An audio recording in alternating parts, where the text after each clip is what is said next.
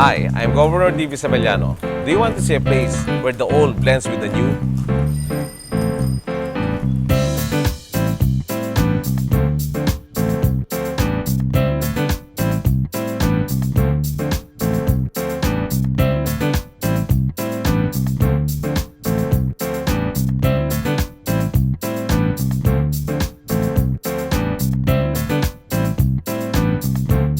That's just one of the stops of the Ilocos Sur Total Vacation Package. Hi, Ilocos Sur! Do you know that Ilocos Sur is so rich in cultural heritage and living treasures, which we are now preserving and reviving? President Elpidio Quirino is from this town, Kawayan, which is also famous for its hand-woven fabric called abel. Way back during the galleon trade, do you know that the abel fabric was used as a boat sail? That's how old the industry is. Cabugao is also known for its ethnic design bamboo craft.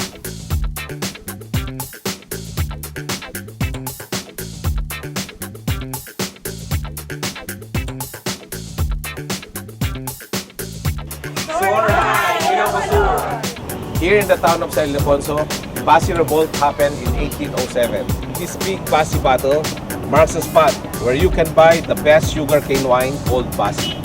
We have two kinds of Basi. The red one, sweet, and the white one is bitter.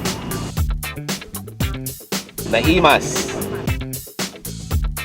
Everything starts with this palm called buri. With a little bit of imagination and ingenuity, look at the end product. It's world class. One of the traditional craft here in Vigan is the jar making called burnay.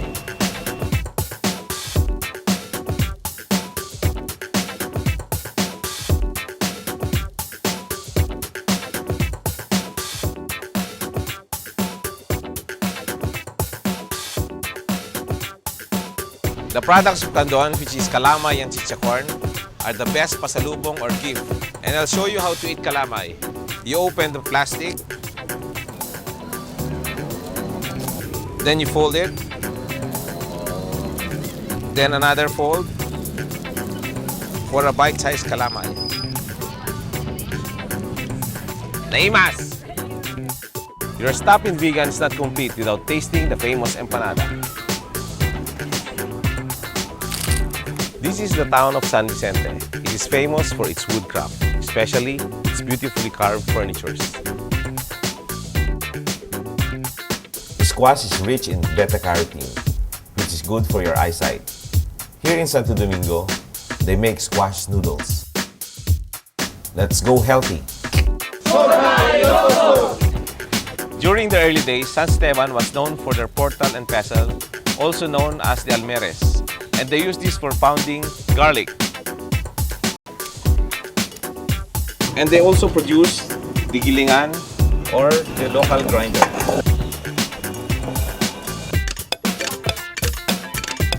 Another famous product here in San Esteban is the Piedra Filipina, which is used for outdoor flooring. This is the traditional way of extracting sugarcane juice.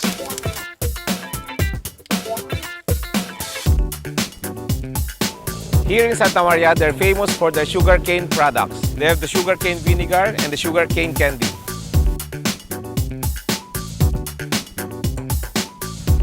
Before, tinubong was only made during the holidays. But now, because of the high demand, it's now produced all year round in the town of Santo Domingo and Magsingan.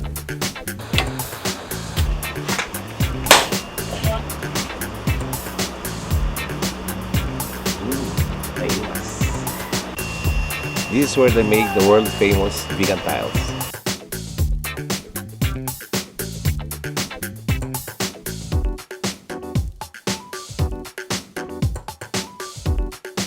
There's a lot of different kinds of longganisa here in the Philippines, but nothing compares with the vegan longganisa.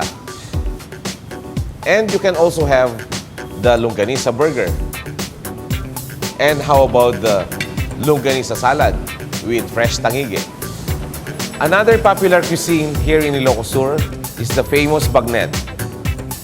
And it is so tasty that you can use it with other dishes like the bagnet and bagoong and the bagnet sinigang with fresh vegetables. Manganta yon.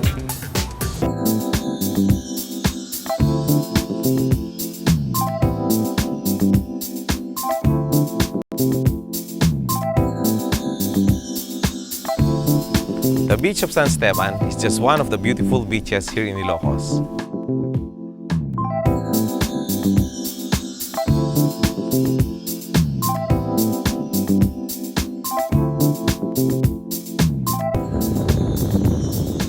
We are here in Pugus Cove at the town of Cabugao. It is also called the Boracay of the North and the Waikiki of the Philippines. It's 20 minutes away from VIGAN, 500 meters away from the highway. With blue skies and white sand, it's the best.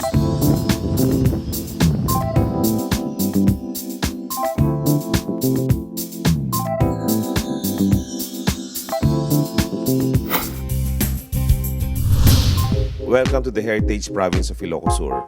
Whether you believe in miracles or you're just looking for beautiful sceneries, architectural wonders, and incredible history, you don't need to go anywhere else than here in Ilocos Sur. Our pilgrimage tour starts here at Santa Lucia Church. Let's go. St. Lucy Parish in Santa Lucia, Ilocos Sur. Its feast day is December 13 and was established in 1586.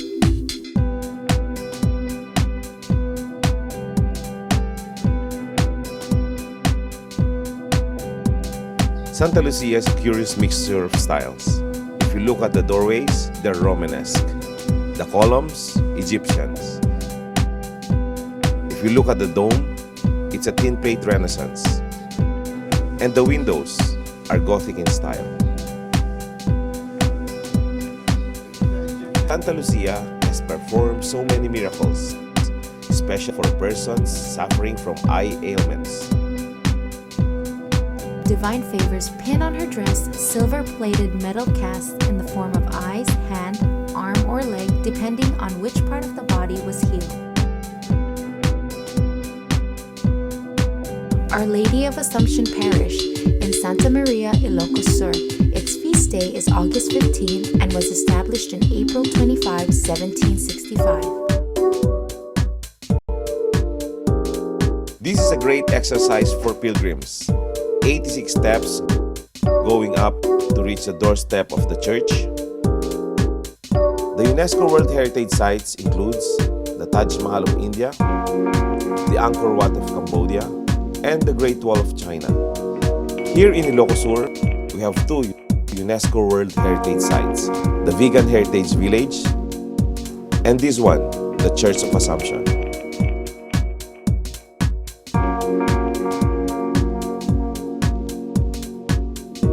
The statue of Apo Bakit is made of wood in ornate sculptural style with ivory face and hands.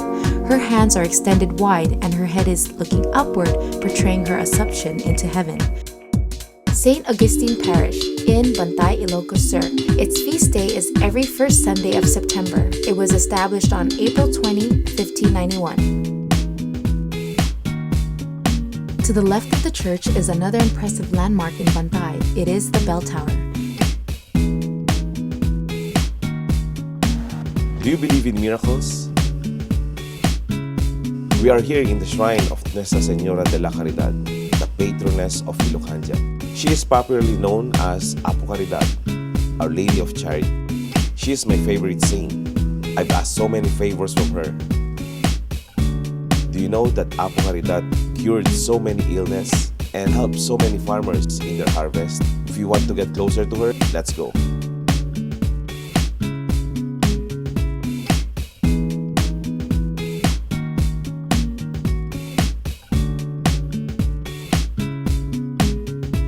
St. Paul Metropolitan Cathedral in Vigan, Ilocos Sur. Its feast day is January 25, established on April 30, 1575. In the center of Heritage City of Vigan, you can find the St. Paul Metropolitan Cathedral. This cathedral was built in 1641, but before that, a chapel of wood was erected at the site in 1574. When you enter, you can see the intricate details of this door.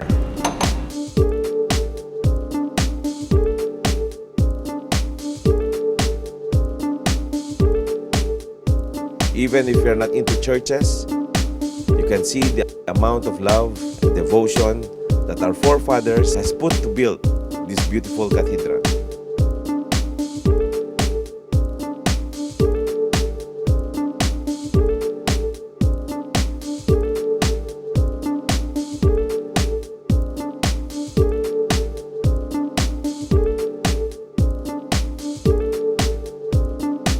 Simbaan Abasit in VIGAN, Ilocos Sur.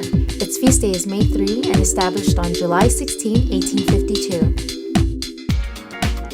Right at the end of VIGAN's bustling Quezon Avenue stands the Simbaan Abasit, which is actually a cemetery chapel.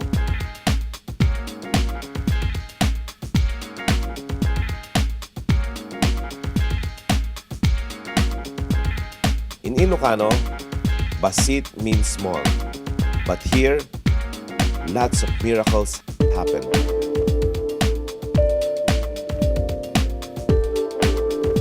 Simbaan Abasit is the only church in the region having an espadanya hung with bells. Also, a statue of the crucified Christ is found behind the main altar. St. Vincent Ferrer Parish in San Vicente, Ilocos Sur. Feast day April 5, established in 1795.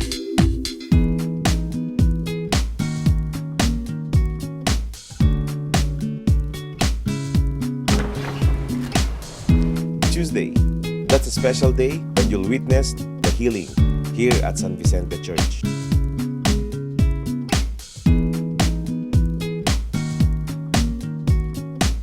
Saint Vincent Ferrer has silver wings. He's known as the Angel of Judgment. In 1949 to 1951, this convent was used as seminary for 40 refugees from mainland China. Imagine, this church was established in 1795. That's a lot of Tuesdays of healing. St. William the Hermit Parish in Magsingal, Ilocos Sur. Feast day February 1, established in 1591.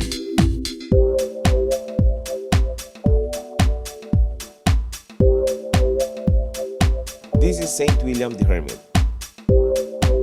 We are here in the town of Magsingal, where you can visit the parish of St. William the Hermit.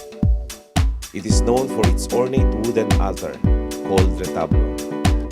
Nepomuceno Tolentino, a native of Magsingal, did the carving of the altar, and he patterned all the angels, the beautiful ladies of his hometown. If you have something to confess, this is the place to do it. Would you believe that this beautifully carved altar was put together without using any nail? Wow, no nails. Amazing. St. Nicholas of Tolentino Parish in Sinaid, Ilocos Sur. Feast day is May 3, established on September 29, 1591.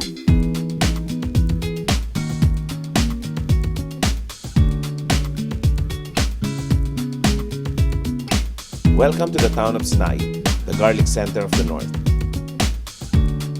This is a pulpit.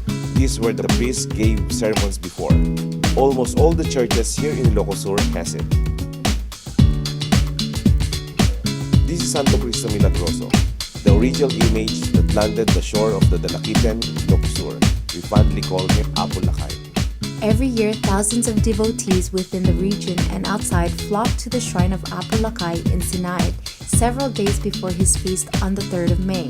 Today, the Santo Cristo Milagroso attracts devotees just like the Black Nazarene of Quiapo, and the faithful pay homage to Apo Lakay inside the church. These are annual pilgrimages to the shrine, and there is an impenetrable crowd in the church on the first Friday of every month. I hope the 8 pilgrimage churches and its history left you inspired. This is Governor D.P. Savellano. I hope to see you here in Ilocos Sur. I believe in leading by example. That's the reason why the 16 hectares wasteland was converted into a demo farm to showcase different possibilities we can do. Welcome to Barangay Demo Farm.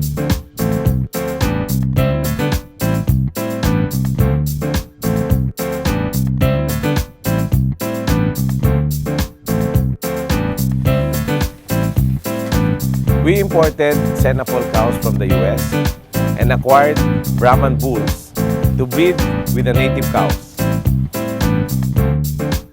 This is my favorite project, the livestock upgrading, where we do a lot of crossbreeding with the native goats. These are native pigs which we raise organically. What I'm going to eat now is a grilled eggplant, sauteed with tomatoes and onions, called puki-puki. And this is my favorite, the world-famous Ilocano cuisine called pinakbet, which is organically grown here at the Pinakbet Garden.